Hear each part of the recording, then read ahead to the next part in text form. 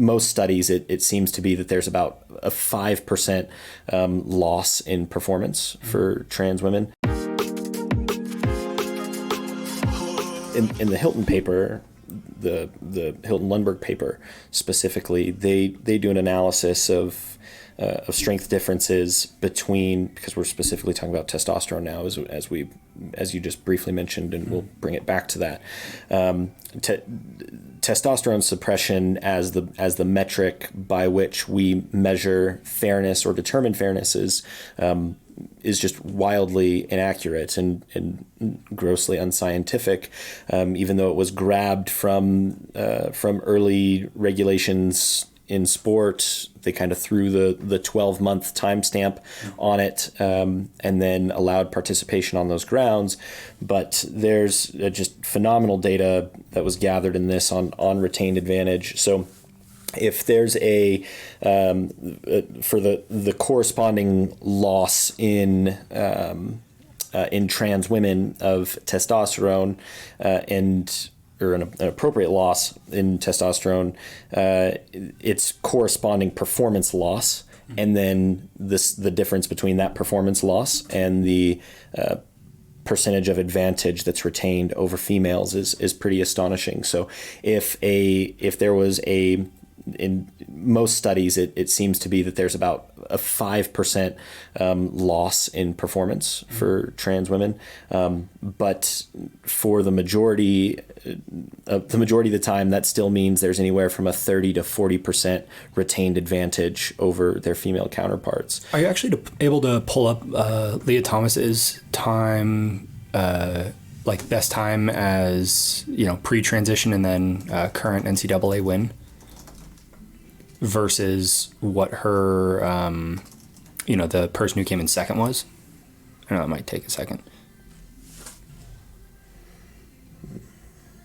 Because that would also be kind of an interesting piece to this of so she swam and it's still slower than like Katie Ledecky and others, but yeah, I can't see Lia's specific times. A 4:18.72 in the 500 free, compared to the 4:33. I think it was 4:33 in the championship round, which is a performance loss. Yeah, but it's still which you would expect. Yeah, yep, you would expect, and that's even what the Hilton paper points to in this analysis here is roughly a 5% loss. But even then, still enough to become a national champion. Yes. over multiple female Olympians. And so the big thing being that even muscle mass is largely resilient to a loss in testosterone. Yeah. And we know this from just general training. Exactly.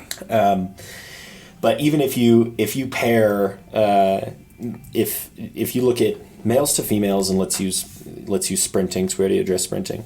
Males to females, there's that 10% performance gap, that was 10 to 12%, and that can, some of that is at times attributed to the difference in muscle mass between male and female, which can be up to 50%. Right.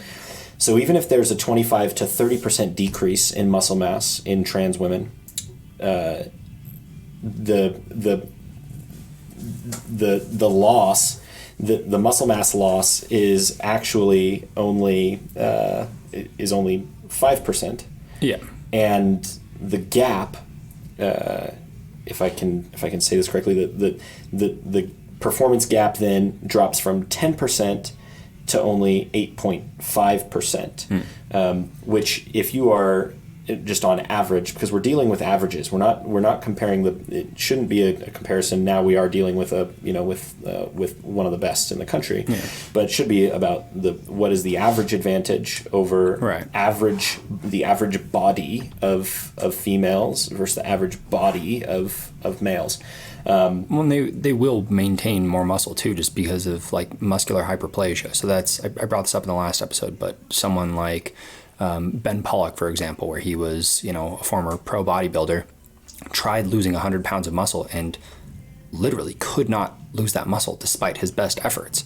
There are certain things that are just going to be maintained, and I don't know if you have this up already, but like the IOC's requirements even for, because I think they're trying to do their best to find, what are the pieces that we can control here that will allow, this kind of trans inclusion. I don't think that there is a way to do it personally, at least not one that I've seen so far. But, the main thing that they're going for right now is like testosterone over 12 months. And if we're like even just that range, the upper end of it is like 280, I think. I've had male clients with testosterone lower than that. Yeah, and they're still obviously benefiting tremendously from that. Yes, because that's still, upwards of like 5 to 10 times an average female. So the analysis in the Hilton and Lundberg paper is mostly centered around 12 months.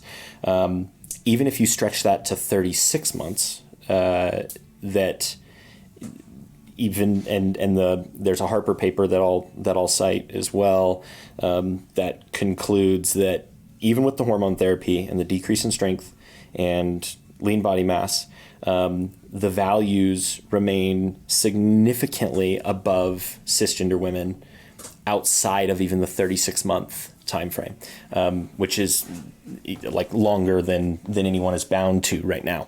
And like we said earlier, Lia's playing within the rules. It's all of them are. All these athletes are playing within the rules right now. It's just the rules still are coming with inherent advantages, and I think as more time goes by, we're only going to find that those advantages are more and more pronounced, not less. And I'm happy to eat my words. If this, like a year from now, it turns out I'm a complete idiot and totally wrong about that, like I'll freaking call myself out for it. But yeah. Hey guys, if you like this clip, please share this out to someone else who needs to hear it. And if you want to hear more, there's actually a whole podcast and a whole YouTube channel. So you can go find us at Pride Fitness and Movement on Spotify, Apple, YouTube, wherever you find your podcasts. Go give us a follow, and we'll see y'all later.